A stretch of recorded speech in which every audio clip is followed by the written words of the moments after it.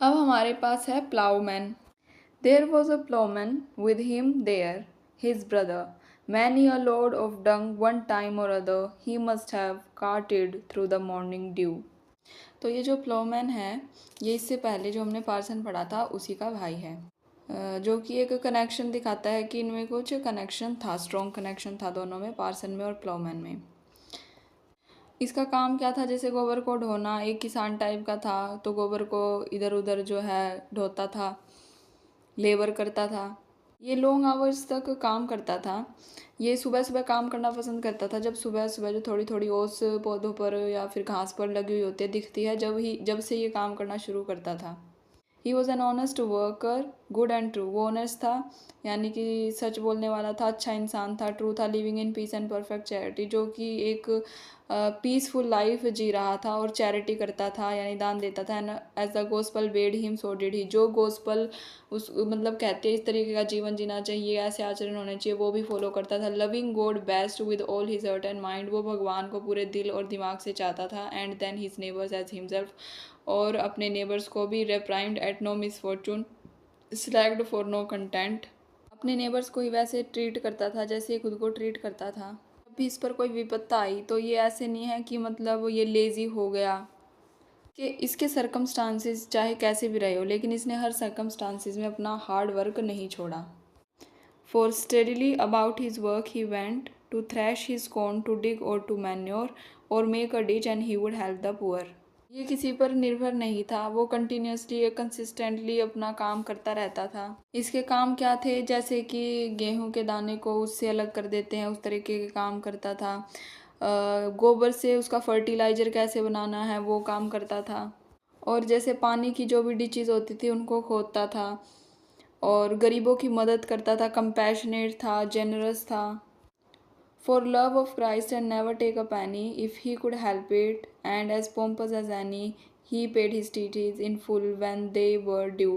तो जैसे कि इसको पता था कि अगर हम पुअर लोगों की मदद करते हैं तो क्राइस्ट हमसे खुश होते हैं, तो ये क्राइस्ट के लिए पुअर लोगों की मदद करता था और मदद के बदले कोई पैसा नहीं लेता था। जो भी टैक्स इसे चुकाने होते थे ये वो टाइम पर चुकाता था। On what he owned and on his earning too, he wore a tabard smock and rode a mare. इसकी जो खेत की पैदावार होती थी सिर्फ उससे ये टैक्स नहीं देता था, जो ये लेबर करता था उससे देता था। इसने एक सिंपल शॉर्ट लूज कोट पहना हुआ था, टैबर्ड स्मोक होता है यानी लूज कोट पहना हुआ था, जो कि एक लेबरर उस टाइम पहना करते थे। वो जो है फीमेल हॉर्स पर राइड कर रहा था। अब हम प्लाउमैन के बाद अलग अलग अलग करेक्टर्स को देखते हैं। There was a reeve also miller, there a college manciple from the inns of court, a papal partner and in close concert, a church court summoner riding at a trot, and finally myself, that was the lot. Reeve होता है, मान लीजिए एक ज़मीन, एक estate, उसका manager होता है रीव। माइलर होता है जो कि अनाज को पीस कर, यानी चक्की वाला होता है ना, जो माइलर वो होता है अनाज से आटा बनाने वाला।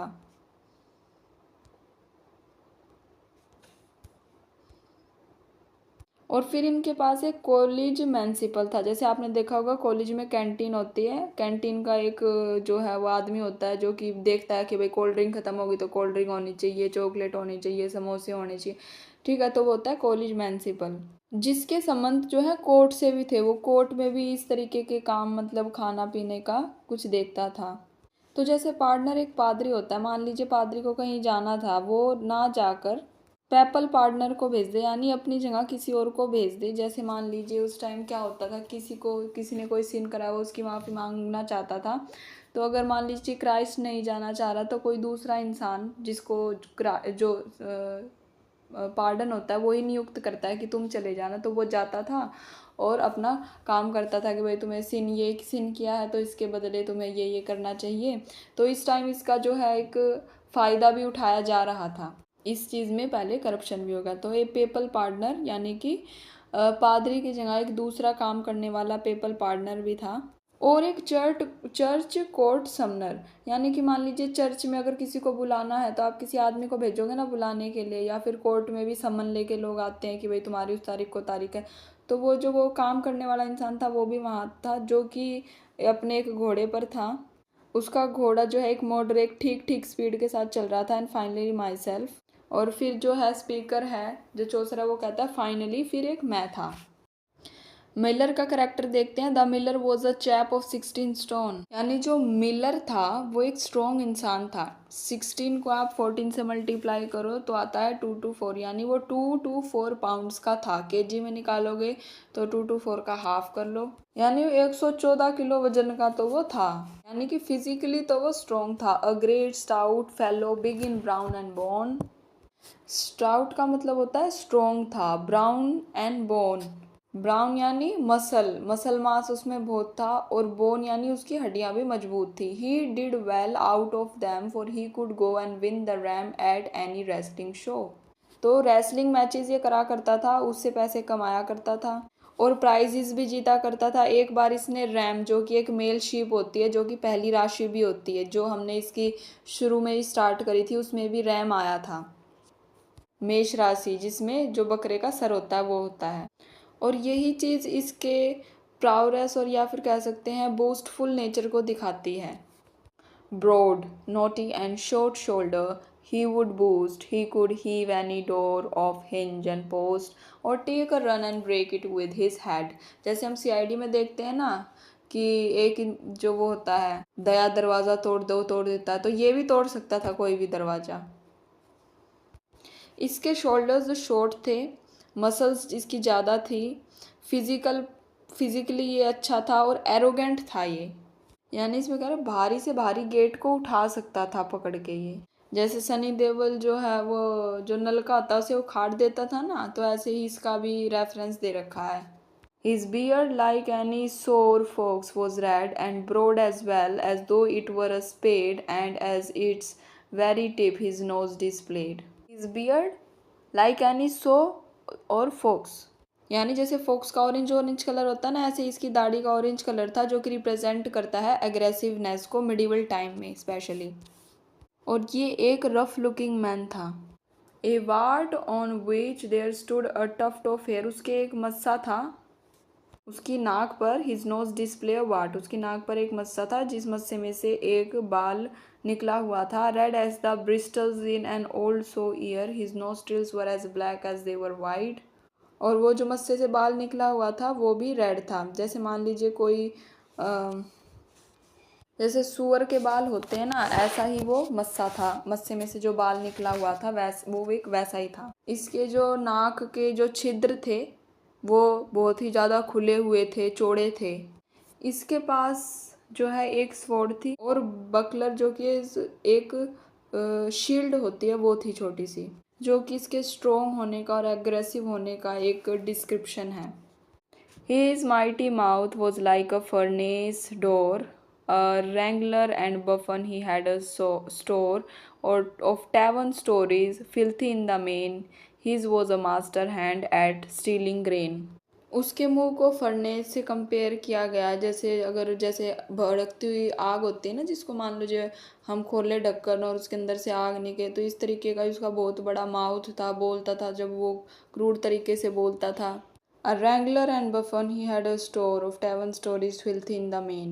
Wrangler होता है जो आर्ग्यूमेंट करता है इंसान ज़्यादा, और बफन होता है जैसे एक जोकर हंसाता है ना, वैसे टाइप का इंसान।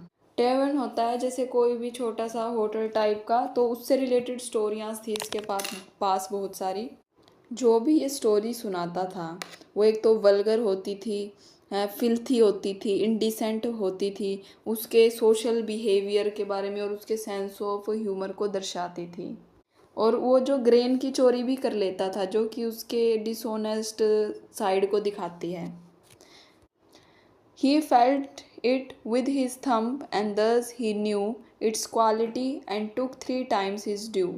वो गेहूं के दानों को अपने हाथ में लेता और उसी से ही बता देता कि उसकी क्वालिटी कैसी थी। अगर ग्रेन की क्वालिटी अच्छी नहीं होती थी तो वो 3 गुना ले लेता था उस चीज़ को, जो कि दिखाता है वो एक डिसऑनेस्ट और ग्रीडी इंसान था। A thumb of gold by God to Gog and Oat. He wore a hood of blue and a white coat. तो उसने जो है ब्लू कलर का तो हुड पैर रखा था, वाइट कोट पैर रखा था। He liked to play his bagpipes up and down and that was how he brought us out of town. A thumb of gold का मतलब होता है स्किलफुल और वेरी वैल्यूएबल। लेकिन इसको नेगेटिव वे में देखा गया है क्योंकि ये जो है शातिर था, माहिर था लोगों का ग्रेन, अनाज या फिर जो ओट वो उगाते थे उसको चुराने के लिए। तो उसमें ये शातिर था, तो वो गोल्ड कमाता था, यानी वो इस डिसऑनेस्ट तरीके से पैसा कमाता था ओट्स की चोरी कर कर। इसका नेचर जो है वो अनरूली था और ये एक बॉइस्टरस टाइप का इंसान था। तो वो बैग पाइप बचाता रहता था और इस तरीके से वो टाउन से बाहर ले गया था। बैग पाइप एक इंस्ट्रूमेंट होता है भोपी की तरह, उसके तीन चार ऐसे साइड में से डंडियाँ सी निकली रहती है और एक भोंपू होता है और वो हिल हिल के बजाता था। अब हमारे पास करेक्टर है manciple. The manciple came from the inner temple, all caterers might follow his example. Municipal जो चीज़ों की खरीदारी वगैरह करता था कैंटीन के लिए या फिर कोर्ट के लिए, जहाँ पर लॉयर्स को ट्रेनिंग दी जाती थी, जहाँ पर ऑफिसर्स वगैरह होते थे, उस बैकग्राउंड से ये आता था। लंदन में कोर्ट ऑफ जो इन ऑफ कोर्ट इन लंदन था वहाँ से आता था, जहाँ पर लॉयर्स को ट्रेनिंग दी जाती थी। तो ये चीज़ इंडिकेट करती है कि लीगल प्रोफेशन से कनेक्शन रखता था। जिस तरीके से चीज़ों की खरीदारी करता था, दूसरे केटर्स भी इससे इंस्पिरेशन लेते थे। In buying victuals he was never rash, whether he bought on credit or paid cash. Victuals का मतलब होता है खाने पीने का सामान खरीदना या कुछ भी सामान खरीदना। तो वो जो भी कोई सामान खरीदता था जल्दबाजी में एकदम से रैशली नहीं खरीदता था, वो केयरफुली सोच समझकर चीज़ों को खरीदता था। जैसे कई बार लोग कंफ्यूज हो जाते हैं ना कि भाई अच्छा हम तो है ना पैसे, अगर उन्हें पैसे बाद में देने होते हैं तो जल्दबाजी में सामान खरीद लेते हैं, एक उन्हें शेम सी महसूस होती है। तो चाहे ये पैसों पर कोई चीज़ ले रहा हो या फिर थोड़ी देर के लिए क्रेडिट पर पैसे, लोन पे कोई चीज़ ले, मतलब या तो अगर वो पैसे लेट देगा या तो फिर वो तुरंत पैसे दे के चीज़ खरीद देगा, वो कैसे भी खरीदे लेकिन वो चीज़ें खरीदते टाइम बिल्कुल ध्यान से ही खरीदेगा। He used to watch the market most precisely, market में अच्छे से वो देखभाल के, क्लोजली और एक्यूरेटली तरीके से देखभाल के, प्राइस देखकर और दूसरी जगह उसका प्राइस क्या है वो सब चीज़ें देखकर खरीदता था। And got in first and so he did quite nicely. सुबह सुबह ही जब मार्केट खुलता है उसी टाइम ये चला जाता था, टाइमिंग का अपना पक्का था, केयरफुल प्लानिंग के साथ सारी चीज़ों को मैनेज करता था। Now isn't a marvel of God grace that an illiterate fellow can outpace, यानी एक ऐसा इंसान जो पढ़ा लिखा नहीं है और फिर भी उसमें कितनी अच्छे से एक चालाकी है चीज़ों को खरीदने की, एक उसके अंदर सही एक मतलब आकलन है कैसे चीज़ों को खरीदा जाना चाहिए। The wisdom of a heap of learned man, ठीक है, एक समझदार इंसान में जो विजडम होना चाहिए वैसा ही विजडम इसमें था। His masters he had more than 30 then, all versed in the abstrusest legal knowledge. तो कोर्ट में भी कैंटीन होती होंगी तो वहाँ पर भी लॉयर्स आते होंगे जिनको पता होगा कि आर्ग्यूमेंट कैसे करते हैं, डिफ़िकल्ट और कॉम्प्लेक्स जो लीगल नॉलेज होती है उनके पास वो होती थी और उन्हीं लोगों में ये रहता था। तो हो सकता है वहाँ से भी इसकी जो इंटेलेक्चुअल और हाई लेवल की एजुकेशन है ये इसमें आए हो। Could have produce a dozen from their college fit to be steward in land and rent and game.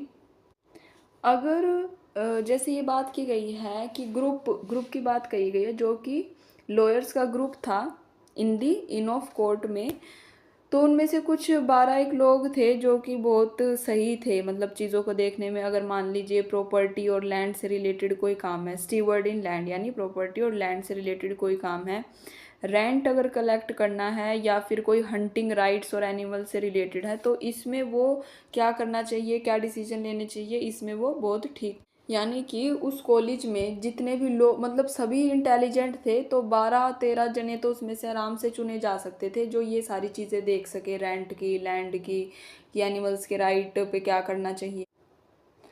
To any peer in England you could name and show him how to live on what he had debt fee, unless of course the peer were mad। यानी जो highest ranking nobles थे ना, उनके भी अगर कोई matter है, कोई अफेयर है, तो उनको भी सुलझाने में ये लोग सक्षम थे। जैसे मान लीजिए कईयों को टैक्स बचाना है तो उनके लॉयर्स बता देते हैं कि ऐसे ऐसे तरीके से तुम टैक्स बचा सकते हो। तो ऐसे ही ये जो लोग थे 12-13, ये अच्छे से बता देते थे। हाई लेवल के जो लोग थे, नोबल्स हुआ करते थे, कि उनको कैसे अपने फाइनेंसिस को मैनेज करना है। ये अच्छे से बता देते थे कि तुम अगर कर्जे में नहीं जाना चाहते तो तुमको क्या क्या करना चाहिए, कौन कौन सी फुलिश चीज़ें तुम्हें छोड़नी पड़ेगी। Or be as frugal as he might desire, and they were fit to help about the shire in any legal case there was to try, and yet this municipal could wipe their eye. अगर किसी के कोई legal matters हैं उनको भी वो सुलझा सकते थे अच्छे से। ये इन नोबल लोगों को इस तरीके से गाइड करते थे कि वो किसी भी चीज़ पर फ्रूगल यानी कि बेहिसाब, ठीक है, एक्सेसिव तरीके से पैसा ना खर्चे, उसको सही ढंग से खर्चे। शायर यानी कि मान लीजिए जैसे किसी गांव में पंचायत में जैसे जैसे केस आते हैं जिस तरीके के, तो इस तरीके के जैसे अगर लीगल केसेस होते थे उनको भी सुलझाते थे। तो यहाँ पर इसमें क्या बताया गया है कि देखिए जो 12-13 मान लीजिए कोई भी इन्होंने अगर लॉयर्स सेलेक्ट करे, उनका बता रखा है कि उनमें कितनी नॉलेज है, कोई लीगल मैटर है, कोई ज़मीन से रिलेटेड काम है, कोई किसी को डेट से बचना है, तो हर तरीके के मैटर सोल्व कर सकते हैं। और फिर एक दूसरी तरफ हमारे पास ये म्युनिसिपल है जो उन्हीं लोगों के बीच रहकर एक सिर्फ इनका काम करता है। वो इन सब की आंखों में भी धूल झोंक सकता है, मतलब वो इन सबसे भी ज़्यादा चंट है, ये बता रखा है। अब हम रीफ का देखते हैं character. The reeve was old and choleric and thin, यानी वो बूढ़ा था। कॉलरिक यानी आसानी से उसको गुस्सा आ जाता था, और वो पतला था। His beard was shaven closely to the skin, यानी कि उसने बहुत अच्छे से शेव करी हुई थी। His shorn hairs came abruptly to a stop, और जो उसके छोटे बाल कटे हुए थे वो एकदम जो है बढ़ने रुक गए थे। Above his ears and he was docked on top, उसके कान के ऊपर जो बाल थे वो भी अब बढ़ने रुक गए थे। Just like a priest in front his leg were lean, जैसे एक प्रीस्ट, ऐसे लग रहा था जैसे एक प्रीस्ट सामने खड़ा हो, उसके जो पैर थे वो पतले थे। लाइक स्टिक्स देवर, जैसे कि मान लीजिए लकड़ियों जैसे तो उसके पैर हो गए थे, पतली लकड़ियों जैसे। No calf was to be, तो जो हमारे पैर की जो मसल्स होती हैं काफ मसल्स, वो तो उसकी थी ही नहीं।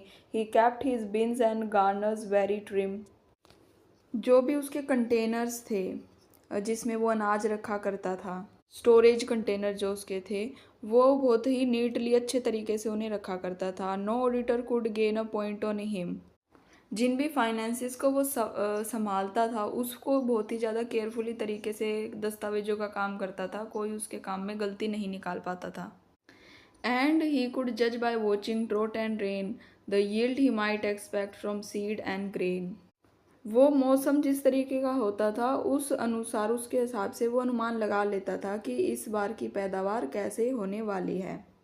ये चीज़ दिखाती है कि उसको बहुत ज़्यादा नॉलेज थी एग्रीकल्चर के बारे में और फसल के बारे में कि कैसी आएगी। His master's sheep, his animals and hands, pig, horses, dairies, stores and cattle pens were wholly trusted to his government, यानी कि जितनी भी ये सारी चीज़ें जो इसमें लिख रखी है कि जो शीप्स थी, हॉर्सेस थी, डेयरीज थी, उन सब का हिसाब किताब इसके पास रहता था, और बिल्कुल विश्वास के साथ इसको सौंप देते थे ये काम संभालने के लिए।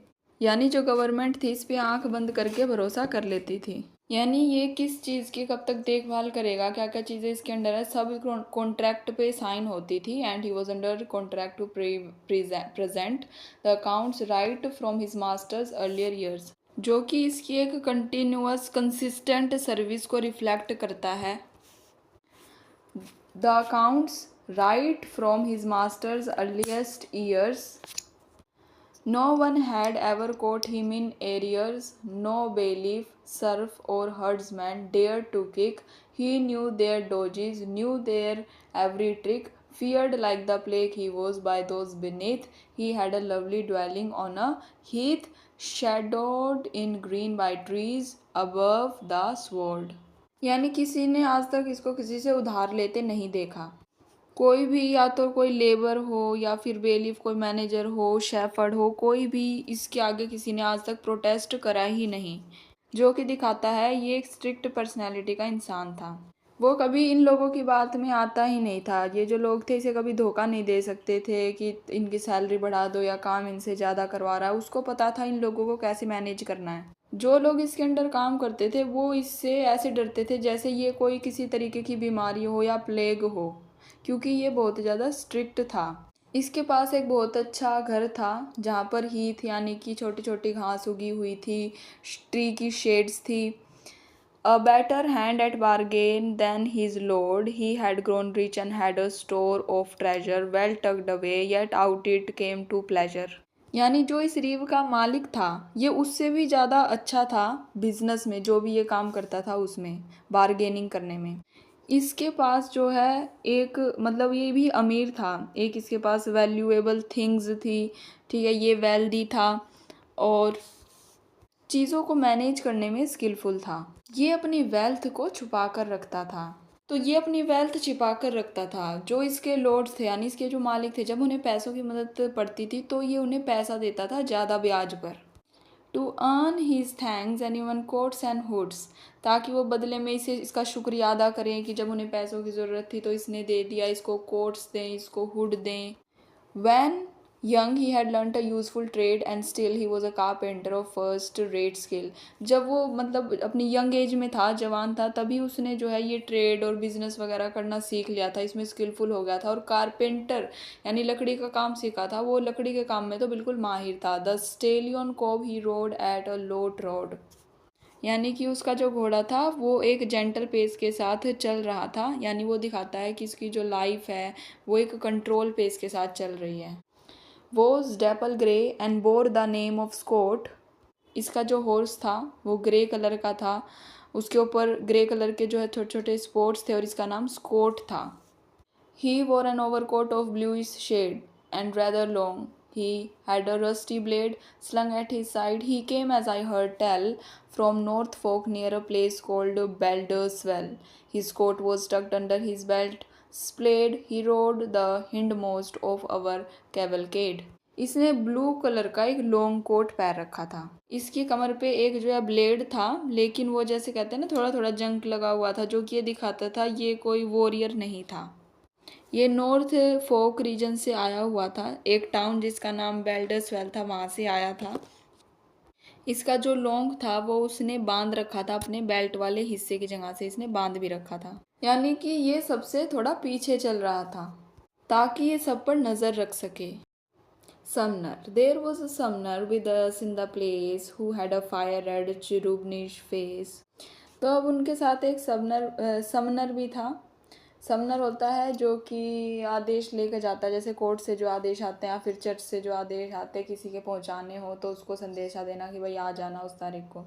तो उसका फेस जो था फायर, जैसे आग रेड कलर की होती है, ऐसा ही उसके मुंह पर भी ग्लो था चिरूब की तरह, यानी मोटे फूले गालों वाला था। यानी उसकी जो हड्डी थी वो अंदर से फूली हुई टाइप की थी, ठीक है, कार्बंकल्स एक टाइप की जो है एक शेप हो जाती है जिसमें इंसान का मुंह सूज सा जाता है। उसकी आंखें जो है नैरो थी, यानी तिरछी तिरछी थी। एक मेल स्पैरो की तरह वो हमेशा एक्टिव लेचरस टाइप का जो है एक इंसान था, इमोरल करेक्टर था। Black scabby brows he had and a thin beard, children were afraid when he appeared, क्योंकि उसका जो फेस थोड़ा डरावना था, सूजा हुआ था, फूला हुआ था, जिसकी वजह से उसकी आंखें भी तिरछी तिरछी हो रखी थी, तो बच्चे उससे डरते थे। उसकी दाढ़ी से डरते थे, उसकी जो आईब्रोज थी उसकी शेप से डरते थे। No quicksilver lead ointment tartar creams boracic nor brimstone so it seems could make a salve that had the power to bite, clean up or cure his welts of knobby white और purge the pimple sitting on his cheek। यानी कि जो speaker है वो बहुत सारी दवाइयाँ बताता है, ठीक है, मतलब कोई भी उसके जो भी उसका फेस मोटा हो रखा था उस चीज़ को ठीक नहीं कर सकती, उसके चेहरे पर जो पिंपल हो रखे थे उसको भी ठीक नहीं कर पा रही थी। Garlic he loved and onions too and leeks and drinking strong wine till all was hazy। उसे लहसुन खाना पसंद था, ऑनियन खाना पसंद था, ड्रिंक करना पसंद था। लहसुन और गार्लिक और ऑनियन खाने की वजह से उसके मुंह में से दुर्गंध आती थी और ड्रिंक करने की वजह से उसका दिमाग जो है अनक्लियर था, सोचने समझने की क्षमता, और वो ऐसे वाइस चीज़ यानी जो अच्छे काम नहीं होते उनमें अच्छे काम नहीं होते उनमें इन्वॉल्व रहता था। Then he would shout and jabber as if crazy, and would not speak a word except in Latin. When he was drunk, such tags as he was pat in, he only had a few, say 2 or 3, that he had muggled up out of some degree. तो जब वो शराब P लेता था तो वो चिल्लाने लगता था, बकवास की बातें करने लगता था, पागलों की तरह बिहेव करने लगता था और लेटिन भाषा में बोलता था। लेटिन भाषा के उसके दो थोड़े ही शब्द आते थे, यानी इसका मतलब लेटिन भाषा में बोल के वो दिखावा करना चाह रहा था। That he had mucked up out of some degree का मतलब है कभी चर्च में गया होगा, वहाँ से उसने ये लाइनें उठा ली होंगी और वो ही गाता रहता था और वैसे दिखाता था जैसे कि वो एक जीनियस है। No wonder, for he heard them every day, as you know a man can teach a jay to call out Walter better than the pope. जो भी फ्रेजेस वो लेटिन की बोलता था ड्रिंक करने के बाद, वो हो सकता है उसने चर्च में हमेशा ही सुनी हो, जब भी तो उसको याद रही। तो ये चीज़ दिखाने की कोशिश करता है कि तुम प्रीस्ट के पादरी के बोले हुए शब्द को वैसा का वैसा तो बोल सकते हो, ज्ञान तो बांट सकते हो, लेकिन क्या तुमने सच में उस चीज़ को अपने आचरण में उतारा है, ये तुम्हारी बातों से कभी भी पता नहीं चलेगा। बोलने को तो सब अच्छी अच्छी बातें कर सकते हैं, जैसे ये लेटिन में करने लग रहा था। But had you tried to test his wits and grope for more, you had have found nothing in the bag. अगर तुमने कोशिश की हो कभी उससे जानने की, उससे बात करने के लिए, तो तुम्हें उसकी नॉलेज का पता चलेगा कि वो तो सिर्फ बकवास ही करता है, उसके पास कोई नॉलेज नहीं है। Quaestio quid juris was his tag. He was a gentle varlet and a kind one, no better fellow if you went to find one. He would allow just for a quart of wine and good let to keep a concubine. तो ये जो Latin में लिखा गया इसका मतलब है what is the legal question. ठीक है, यही बोलता रहता था वो कि what is the legal question, what is the legal question. यानी जब भी कोई उससे बात करता था वो कहता था अच्छा तो इसमें क्या ऐसा लीगल क्या बात है, इसमें क्या ऐसी क्या बात है इसमें, जैसे हम कहते हैं ना क्या कहना क्या चाहते हो, तो यही कहता रहता था वो सबसे। वारलेट का मतलब होता है रास्कल। ठीक है, जिस सर्वेंट के लिए रास्कल जैसे शब्द का यूज़ होता है। तो नरेटर बताते हैं वो सबसे घटिया इंसान का आदमी था, यानी अगर उसके पास कोई सामान है तो वो उसको कोई अगर शराब देगा ना तो उसके लिए वो दे देगा, अगर कोई उसको शराब देगा तो वो छोटा मोटा करप्शन भी कर देगा। और वो मिस्ट्रेस को अपने साथ भी रखता था, यानी कॉन्क्यूबाइन लेडी को अपने साथ भी रखता था, उसे कोई परवाह नहीं थी कि चर्च उसे पनिशमेंट देगा या नहीं देगा। 12 month and dispense it together. अगर वो कोई ऐसा काम कर रहा है जो चर्च के खिलाफ है, जैसे एक कॉन्क्यूबाइन को वो रख रहा है, तो वो क्या करेगा, रखेगा और बाद में फिर वो है करप्शन करके जो है उसको रिश्वत दे के टाल देगा। Yet he could pluck a flinch to leave no feather, and if he found some rascal with a maid, he would instruct him not to be afraid in such a case of the archdeacon's curse, unless the rascal's soul were in his purse. यानी लोगों से वो tax लेने में, रिश्वत लेने में बिल्कुल माहिर था। जैसे एक पक्षी को मारकर तुमने उसका एक एक पंख नोच लिया हो, इस तरीके से वो इंसान को नोच लेता था पैसे के मामले में। और अगर इसने किसी को, आदमी को, किसी वुमन के साथ देख लिया जो अनमैरिड थी, तो फिर ये उसे कहेगा ठीक है तुम्हें डरने की ज़रूरत नहीं है। वो कहता कि इन सब चीज़ों की जो है देखने की जिम्मेदारी तो मेरी ही है, तुम मुझे ब्राइब दो यानी रिश्वत दो और मैं किसी को नहीं बताऊंगा। For in his purse the punishment should be, यानी उसका मानना था कि चर्च में भाई तुम ऐसे कर लो वैसे कर लो तो तुम्हारे सिन दूर नहीं होंगे, तुम पैसे दो और तुम्हारे सारे पाप धुल जाएंगे। Purse is the good archdeacon's hell said he, यानी आर्केडिकॉन की तरह ही जो ये हमारा समनर था पैसे में इंटरेस्टेड था, पैसे दो और तुम सेफ हो।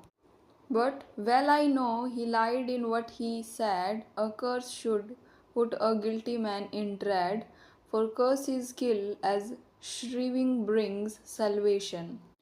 तो जो ये क्या कहते हैं समनर कहता है ना कि आर्किमेडियन की तरह भाई तुम अगर पैसे दोगे, ठीक है पैसा ही सब कुछ है, पैसे दो और काम करवाओ, तो जो हमारा स्पीकर है वो कहता है हम तो इस चीज़ में विश्वास नहीं रखते।